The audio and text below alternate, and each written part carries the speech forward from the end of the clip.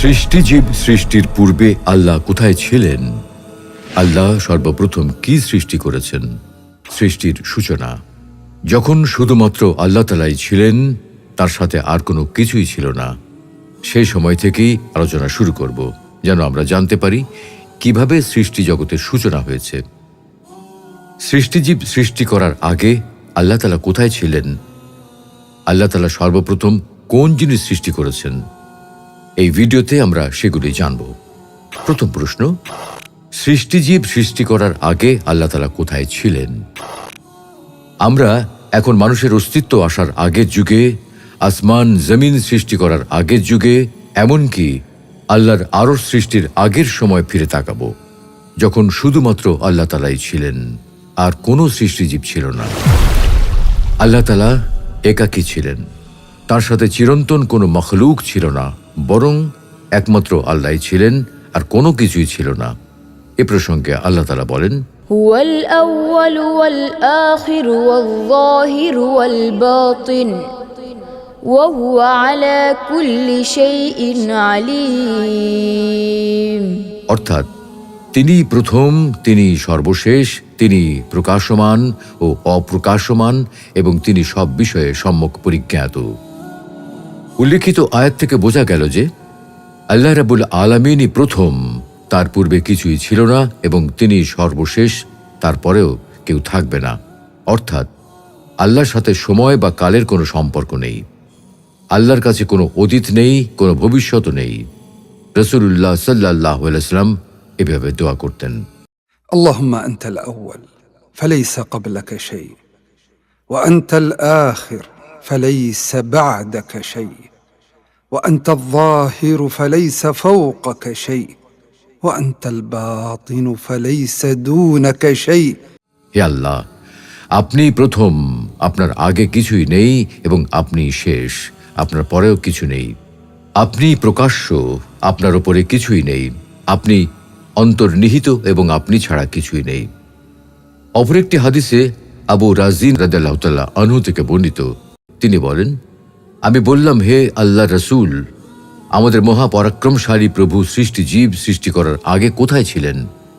রাসূল সাল্লাল্লাহু আলাইহি ওয়াসাল্লাম বললেন, তিনি সাদা বা হালকা মেঘমালায় ছিলেন, যার নিচেও বাতাস ছিল না, উপরে কোনো বাতাস ছিল না। অতঃপর তিনি পানির উপর নিজ আরশ সৃষ্টি করেন। ইমাম তিরমিজি রহমতুল্লাহি আলাইহি হাদিসটিকে হাসান বলেছেন, তবে শায়খ আলবানী রহমতুল্লাহি আলাইহি হাদিসটিকে যঈফ হিসেবে উল্লেখ করেছেন। আসল কথা হল, আল্লাহ রাব্বুল আলামিন তার মহিমা অগ্রাধিকারের ক্ষেত্রে অনন্য, তাই অনন্তকাল তার সাথে কোনো প্রাণী ছিল না, বরং তিনি একাই ছিলেন। তার সাথে স্থান, কাল ও সময়ের কোনো সম্পর্ক নেই। তিনি অনন্ত ও অসীম, তার কোনো শুরু নেই, তার কোনো শেষও নেই। তাই তিনি কোথায় ছিলেন, এরকম প্রশ্ন করাটাই অবান্তর বা অপ্রয়োজনীয়। তারপর তিনি মখলুক সৃষ্টি করেছেন। এখন দ্বিতীয় প্রশ্ন হলো, কোন মখলুককে আল্লাহ তাআলা সর্বপ্রথম সৃষ্টি করেছেন? এ ব্যাপারে ওলামায়ে কেরামের ভিন্ন ভিন্ন মত রয়েছে। একদল ওলামায়ে কেরাম বলেন, আল্লাহ তাআলা সর্বপ্রথম কলম সৃষ্টি করেছেন। তাদের দলিল হল উবাদা ইবনু সামিত রাদিয়াল্লাহু তাআলা আনহু থেকে বর্ণিত, তিনি বলেন, আমি রাসূলুল্লাহ সাল্লাল্লাহু আলাইহি ওয়াসাল্লামকে বলতে শুনেছি, আল্লাহ তাআলা সর্বপ্রথম যা সৃষ্টি করেছেন সেটি হচ্ছে কলম। অতঃপর তাকে বলেন, লেখো। সে বলল, হে আমার রব, কি লিখব? তিনি বললেন, কিয়ামত পর্যন্ত প্রত্যেক বস্তুর তাকদীর লেখো। এই হাদিস দ্বারা প্রমাণিত হয় যে আল্লাহ তাআলা সর্বপ্রথম কলম সৃষ্টি করেছেন। জমহুর ওলামায়ে কেরামগণ একমত পোষণ করেন যে আল্লাহ তাআলার প্রথম সৃষ্টি হলো পানি ও আরশ। তাদের দলিল হলো, ওয়া হুয়াল্লাযী খালাকাস সামাওয়াতি ওয়াল আরদা ফি সিত্তাতি আইয়াম ওয়া কানা আরশুহু আলাল মা। তিনি আসমান ও জমিন 6 দিনে সৃষ্টি করেছেন, তখন তার আরশ ছিল পানির ওপর। আরও একটি হাদিসে আব্দুল্লাহ ইবনে আমর ইবনুল আস রাদিয়াল্লাহু তাআলা আনহু থেকে বর্ণিত, তিনি বলেন, রাসূলুল্লাহ সাল্লাল্লাহু আলাইহি ওয়াসাল্লাম ইরশাদ করেন, আল্লাহ তাআলা আসমান ও জমিন সৃষ্টির 50,000 বছর আগে সৃষ্টির ভাগ্য নির্ধারণ করেছেন, তখন তার আরশ ছিল পানির ওপর।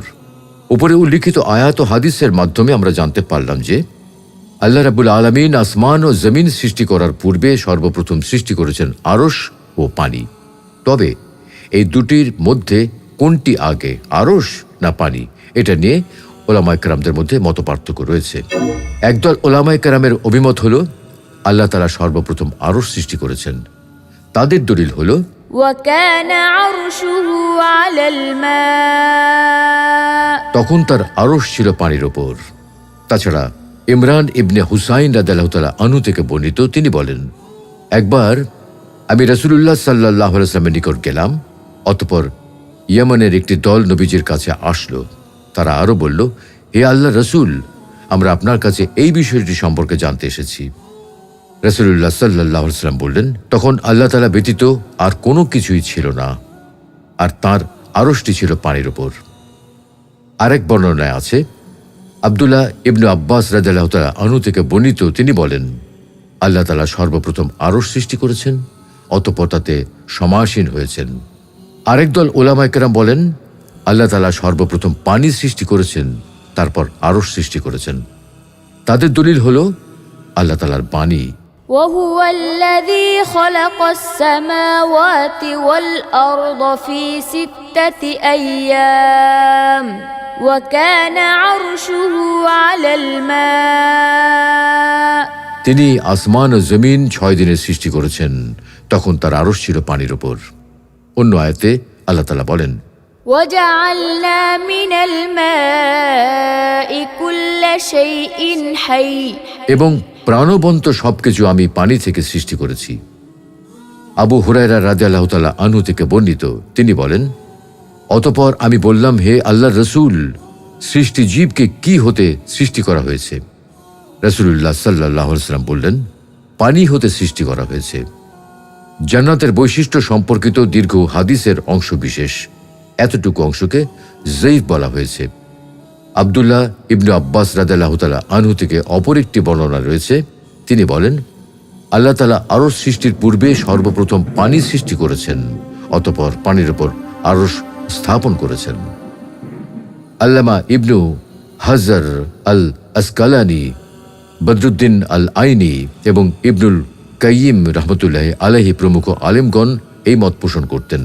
তারা ইমরান ইবনু হুসাইন রাদিয়াল্লাহু তাআলা আনহু থেকে বর্ণিত সহিহ বুখারীর হাদিসটি ব্যাখ্যা করতে গিয়ে বলেন, আল্লাহ রাব্বুল আলামিন সর্বপ্রথম সৃষ্টি করেছেন পানি, তারপর সৃষ্টি করেছেন আরশ, তারপর আরশকে পানির উপর স্থাপন করেছেন।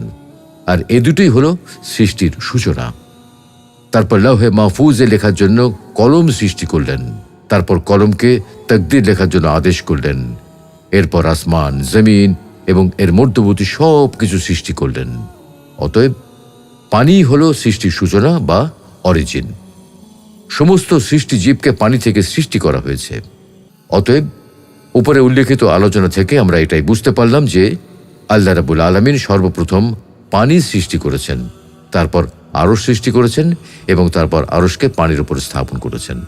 তারপর আল্লাহ রাব্বুল আলামিন তার সৃষ্টিকুলের মধ্যে সর্বপ্রথম কলম সৃষ্টি করেন এবং কলমকে তাকদীর লেখার জন্য আদেশ করেন। তার আরো 50,000 বছর পর আল্লাহ রাব্বুল আলামিন আসমান, জমিন এবং তার মধ্যে যা কিছু রয়েছে তা সৃষ্টি করেছেন। মহান আল্লাহ রাব্বুল আলামিন আমাদের সকলকে কোরআন ও সুন্নাহ ভিত্তিক আমল করার তৌফিক দান করুন। আমিন।